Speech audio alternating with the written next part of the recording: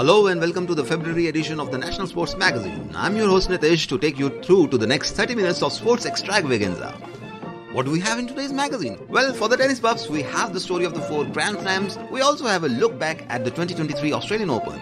And for the cricket lovers, we have a ringside view of the current India-New Zealand series and an insight into the upcoming India-Australia series. Our representative from Sambalpur, who was covering the FIH Hockey World Cup, has sent us a report on hockey. We are also covering the historic Under-19 T20 World Cup victory of women's cricket team and a glancing look at the Khelo India games. So stay tuned in for all the sports action. We start with big congratulations to the Bravehearts Under-19 women's cricket team under the captaincy of Shefali Verma for lifting the ICC T20 World Cup 2023 in South Africa by defeating England in the finals. And the reactions, congratulatory messages came from all over. Julan Goswami in her tweet says, "What a historic win, proud of our Under-19 team. Congratulations to all the players. This victory will inspire millions." And the legendary javelin thrower Neeraj Chopra was in the stands watching the finals and he tweeted, "Enjoyed watching this moment from the stands. Congratulations Team India on making history." And the legendary cricketer Sachin Tendulkar, he wrote, "Indian women's cricket is on the up. First the announcement of the WPL and now the Under-19 T20 World Cup win. Congratulations to the entire women's team on winning the inaugural Under-19 World Cup. This win will inspire a whole generation to take up sports." And this is what sports journalist Karthik had to say about this win. Magnificent, phenomenal, I must say, because, it was the first ever Women's World Cup Under-19 and it proved to be a tremendous platform, and now India has become the only nation to have every ICC trophy in their kitty. To be really honest, the girls played really, really well to beat England 68 all out and then, chase down the target with all the composure, and a special mention to Shefali Verma, and this will do her a world of good, even for the senior team when she plays the World Cup this year. Women's cricket is up for a great leap in India and soon we are going to have the first edition of Women's Premier League with 5 franchises taking part based on the cities of Mumbai, Bangalore, Lucknow, Delhi and Ahmedabad. Board of Control for Cricket BCCI auctioned team for WPL for a total sum of 4,670 crores, an unimaginable amount for women's cricket only a few years ago. And also rupees 5 crores have been announced as a prize money for lifting the ICC T20 World Cup 2023. This is definitely going to attract a lot of talent in the women's cricket and the game will be looked at as a career option by many aspiring players. On the other hand, cricket's gain could well become other games' loss. We will keep our fingers crossed.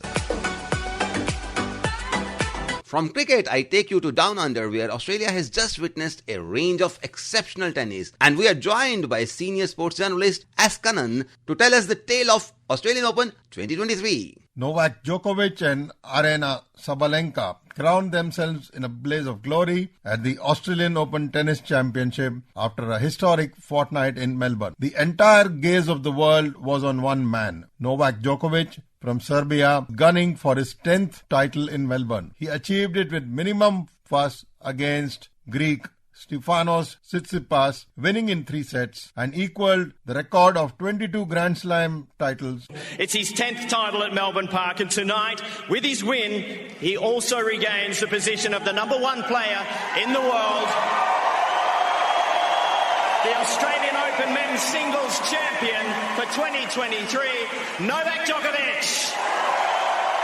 After the drama of the 2022 Australian Open, when Djokovic's visa was revoked and he was deported, his participation in the brand new 2023 edition was much awaited. As luck would have it, he entered the main draw with a major left hamstring injury. If Djokovic was limping in the first few rounds with a heavy taping, he camouflaged it very well.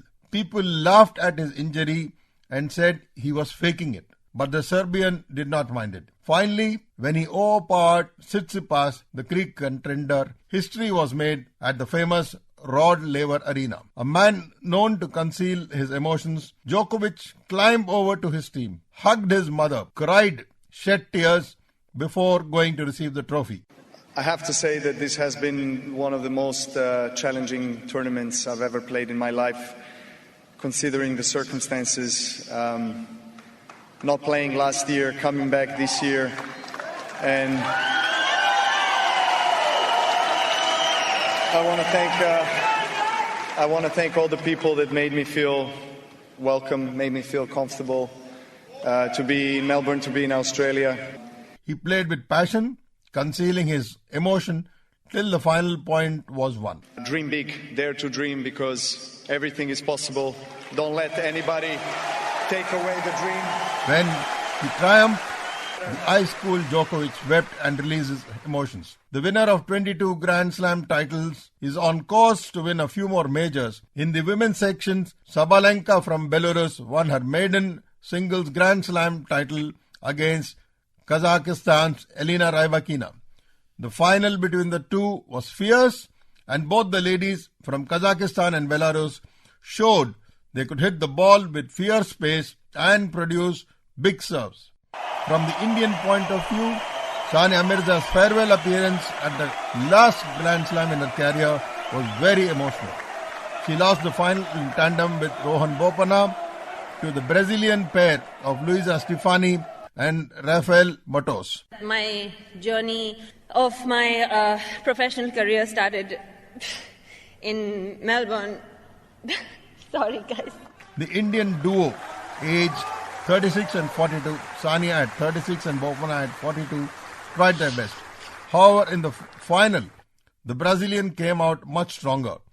Sania, who has won 6 Grand Slam titles in her career, 3 in women's double and 3 in mixed doubles, also had won 8 medals in the Asian Games. I'm still going to play a couple more tournaments. I couldn't think of a better arena to finish my career at in a Grand Slam. So thank you so much for making me feel at home here. Her last 2 tournaments in February will be in Abu Dhabi and Dubai before the curtain comes down on a very illustrious career. Sania Mirza's father, mentor and coach, Imran Mirza, spoke exclusively to All India Radio. I think for years people have talked about Sania's unflappable temperament under pressure, her fearlessness, and how she has the capacity to come up with brilliance when facing difficult situations during matches. I believe that comes from the confidence that we built in her as a child, that as parents we would always be supportive of her, and that winning and losing were all part of the game. As we look back at the 3 decades since Sania picked up the racket as a 6-year-old, we have this feeling of great satisfaction and pride at a job well done. We are proud to have given India not only a tennis player who achieved a lot on the international stage in tennis, but also a role model who has given millions of young girls and even boys from our country the belief that nothing is impossible to achieve in any field as long as one has the belief, the dream, and the willingness to work very hard. This is the legacy that Sania leaves behind today. Who will succeed her in Indian tennis? It's a very, very hard question to answer, as the next generation in India is not yet ready to produce a same player like Sania with the same charisma. As for Bopanna, he continues to toil and will be going full throttle in the 23 season. We need to, keep inspiring everyone back there, and I think this is the only way to keep it going. From tennis to cricket, Indian men's team totally decimated the touring New Zealand cricket team in the ODI series. The tourists did bounce back, winning the first T20. But Indians were soon to catch up, winning the remaining T20s. And what a win it was! The last match of the series played at Ahmedabad, and India decimated Kiwis by 168 runs, the highest winning margin for India. Aditya Pimpale brings us the ringside view of the series. With the Indian cricket team in top gear at the start of 2023, Rohit Sharma and his troops will have their eyes firmly casted on the ODI World Cup later this year.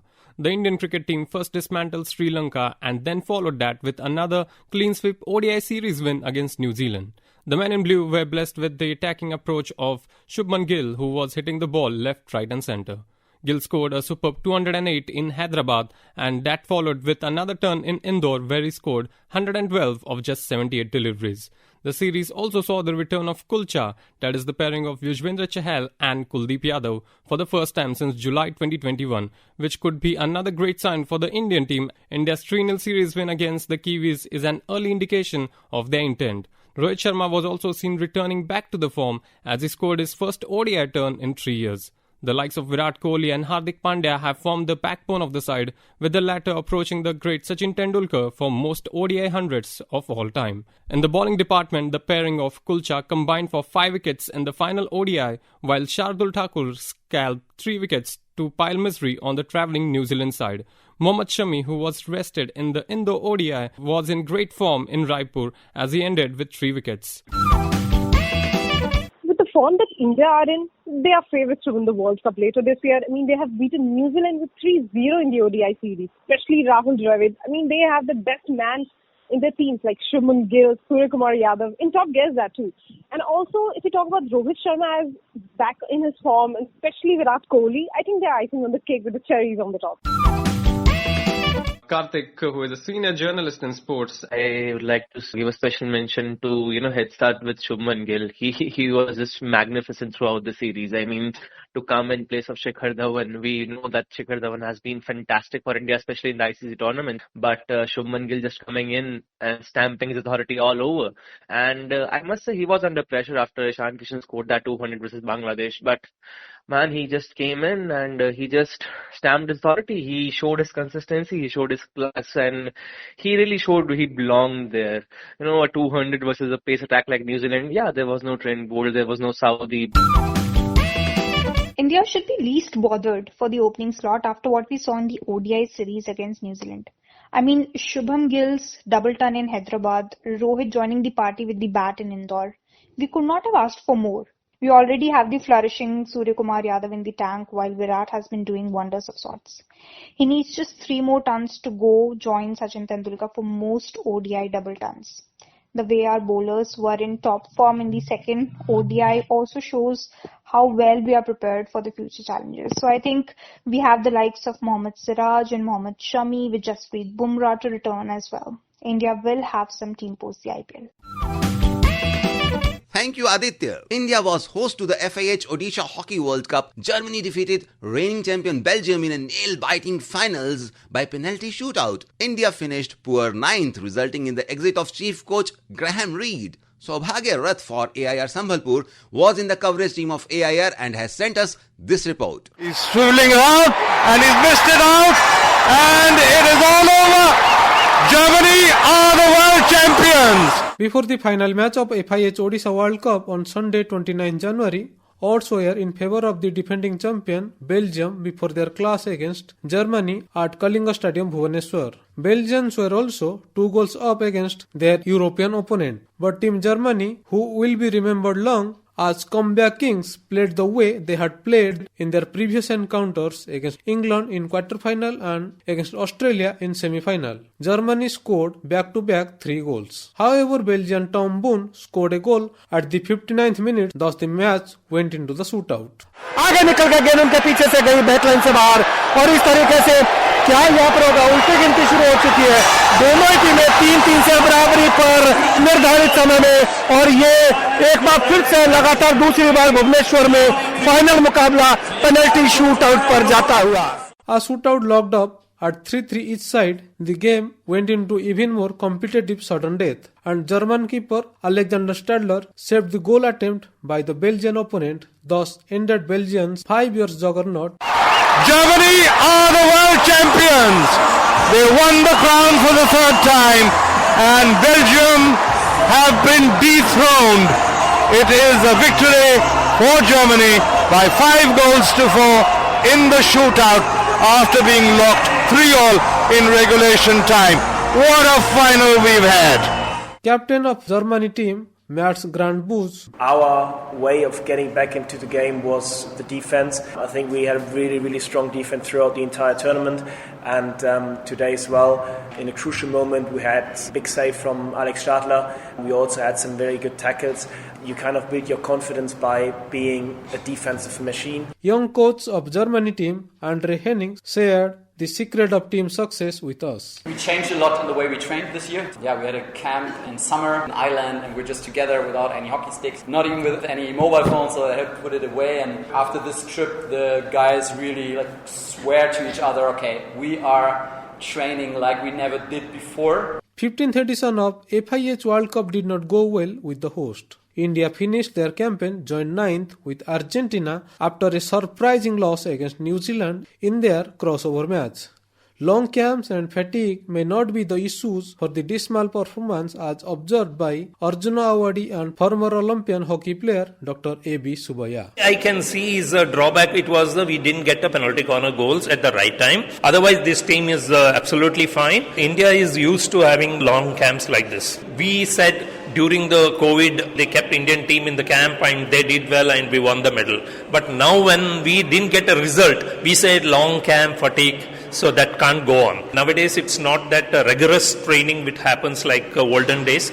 That is scientifically trained, and after 3 or 4 sessions, you have a 1 day completely break. I don't think that is the reason, because they have a very light session certain day and very few hard session. After the debacle at the World Cup, Chief Coach Graham Reid, Analytical Coach Greg Clark and Scientific Advisor Mitchell David Pemberton resigned from their respective assignments. President of International Hockey Federation, Toyab Ikram, hailed the organizers for hosting a spectacular World Cup. We are heading to conclude one of the best World Cup ever. We delivered in 2 venues. Global hockey family is delighted. What was organized in Odisha, our sincere gratitude to the leadership of Odisha and his very dynamic team. The next World Cup will jointly be hosted by Netherlands and Belgium, and the 2024 Paris Olympics will be played in waterless synthetic turfs. Chief Executive Officer of International Hockey Federation,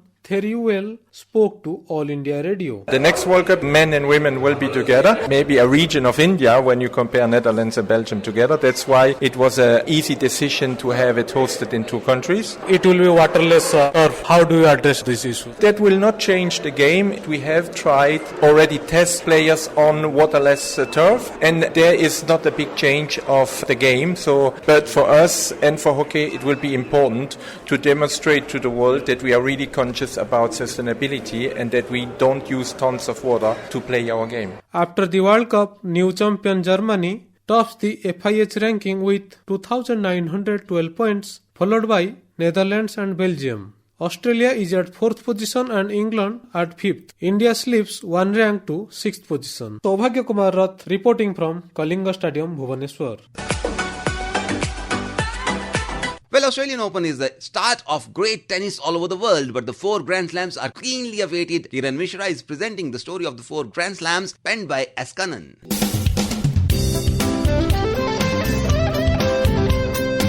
The tennis calendar consists of hundreds of tournaments every year, but the main jewels are the 4 Grand Slams held in Australia, France, Britain and the United States of America.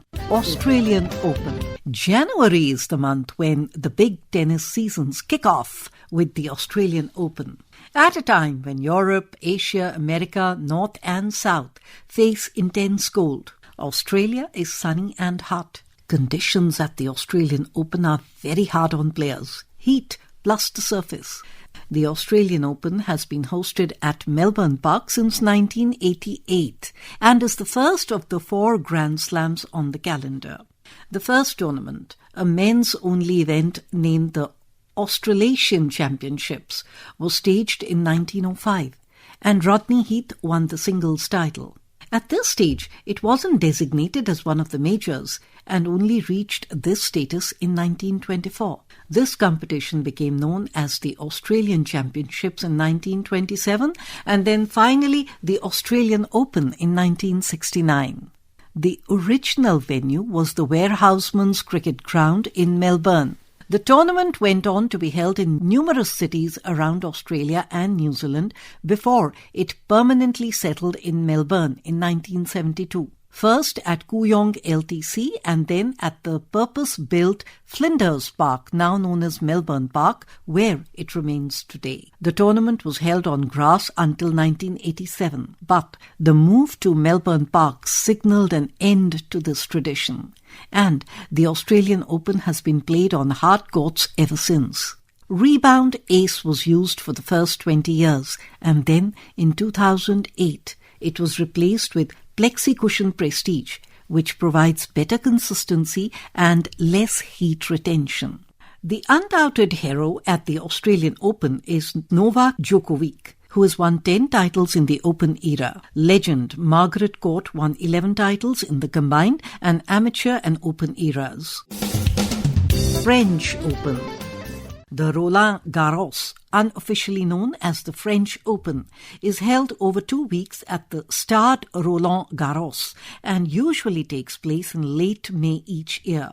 From hard courts to clay, the shift in surface makes the competition a bit more different and slower.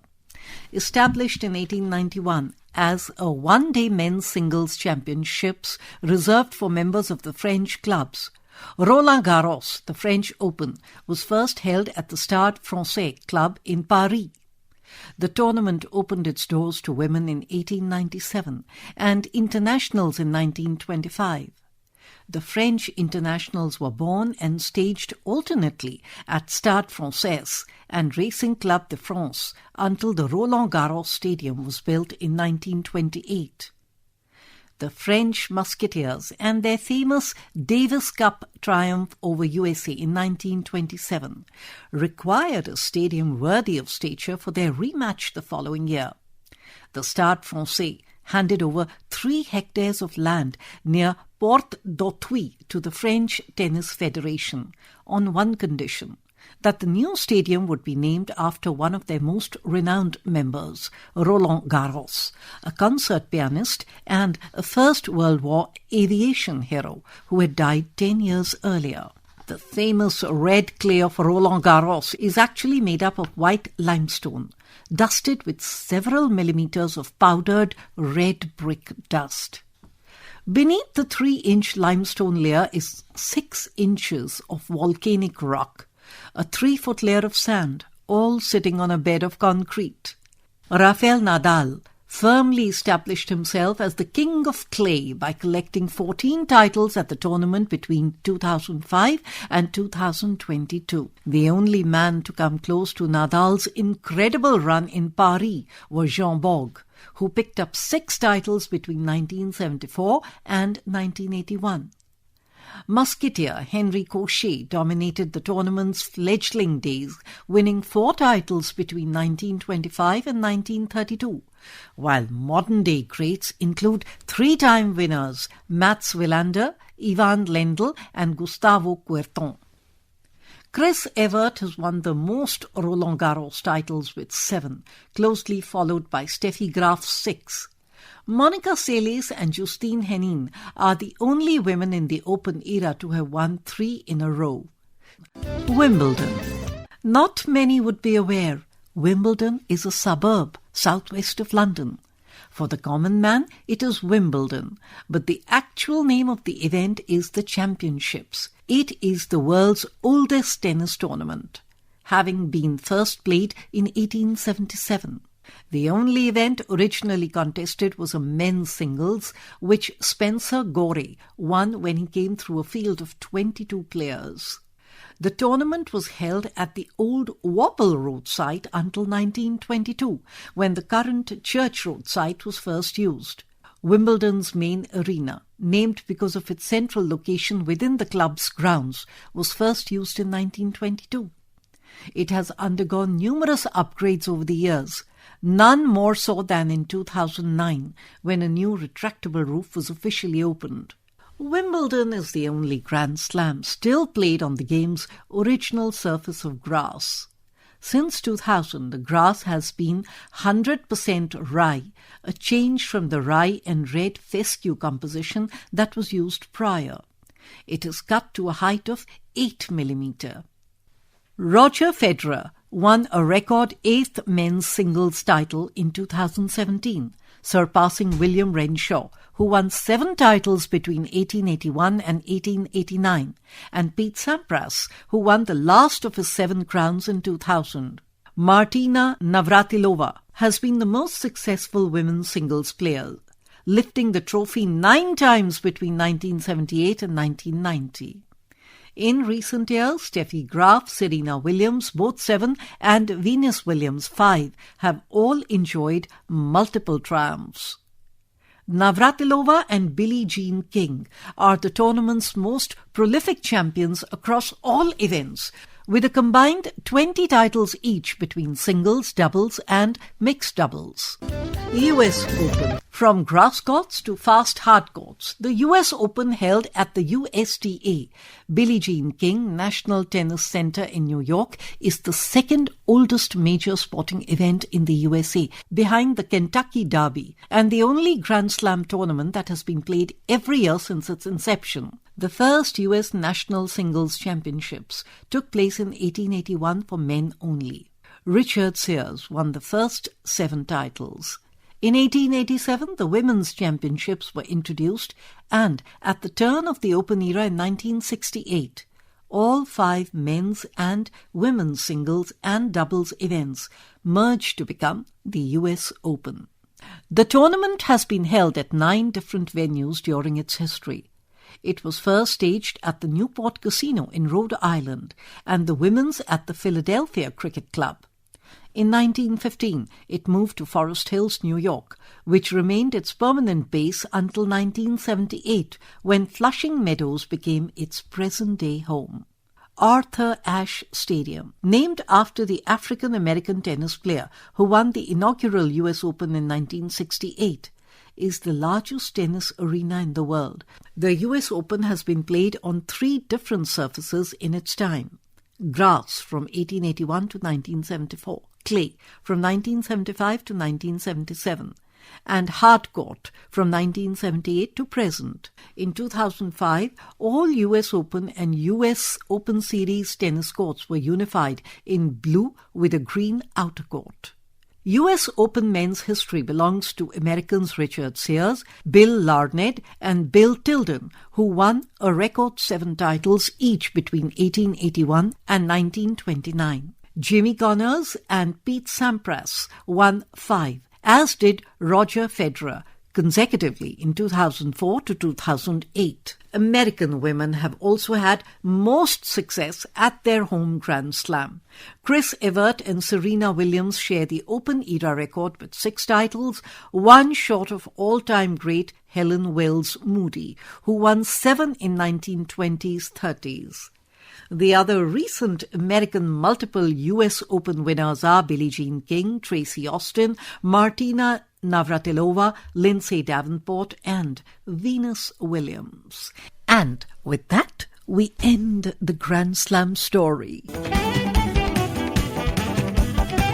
Thank you, Kiran and S. Kanan, as we now move to cricket again with Australian cricket team to land in India very soon for a test match series that will decide whether India qualifies for the World Test Finals. Aditya is here again with his Predictometer. The main takeaway from the upcoming India vs Australia series is the ticket to the World Test Championship Finals. Before I predict anything, it is also worth mentioning that the Indian team will only get stronger once they will have the likes of Ravindra Jadeja and KL Rahul back in the fold. With the World Test Championship final also approaching in June, Team India, who sits second in the standings, will look to seal the deal. India will take on the Aussies in a 4-match test series where they face a do-or-die prospect for a place in the final. While Jasprit Bumrah remains out of contention, the likes of Virat Kohli, Rohit Sharma and Cheteshwar Pujara will search for a vital win against Pat Cummins' men in order to reach the World Test Championship final in June. As things stand, Australia top the chart of the WTC standings, while India sits second after their 2-0 series win against Bangladesh at the back end of last year. Sri Lanka are third on the list, while South Africa still have an opportunity to make the final and sit fourth. The 4-match test series will start on February 9 in Nagpur before the team travels to North, where they will take guards in Delhi before going to Dharamshala at the start of March. The final test match between the sides will kickstart on March 9 in Ahmedabad at the Narendra Modi Stadium. Judging on India's current form and Australia's struggles of winning a test series on the Indian soil, I would go for a 3-1 series win for India, and they were predicting an India vs Australia World Test Championship final in June.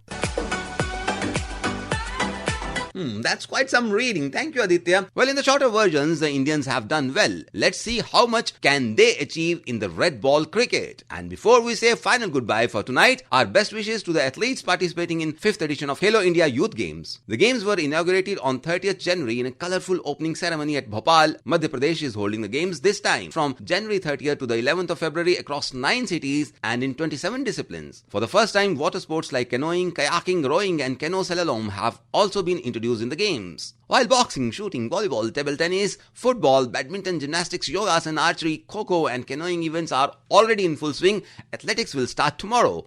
All the sports are being hosted by Madhya Pradesh. Only track cycling events will be held in Delhi. With this, we come to the end of February edition of National Sports Magazine. See you again on 3rd of March 2023. Until then, soak yourself in all the action coming up in the month of February. Bye-bye and good night.